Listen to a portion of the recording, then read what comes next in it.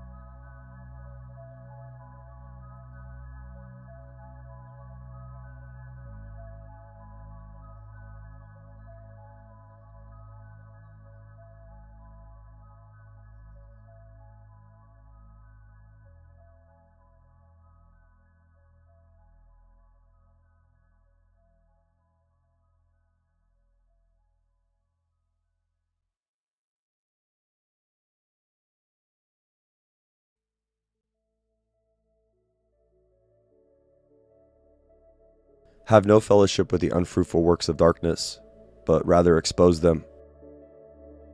Do not be deceived. Evil company corrupts good habits. Do you not know that a little leaven leavens the whole lump? Therefore, purge out the old leaven. I wrote to you in my epistle not to keep company with sexually immoral people.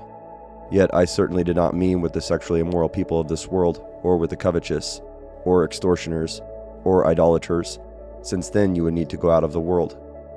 But now I have written to you not to keep company with anyone named a brother, who is sexually immoral, or covetous, or an idolater, or a reviler, or a drunkard, or an extortioner, not even to eat with such a person, that you may become blameless and harmless, children of God without fault in the midst of a crooked and perverse generation, among whom you shine as lights in the world.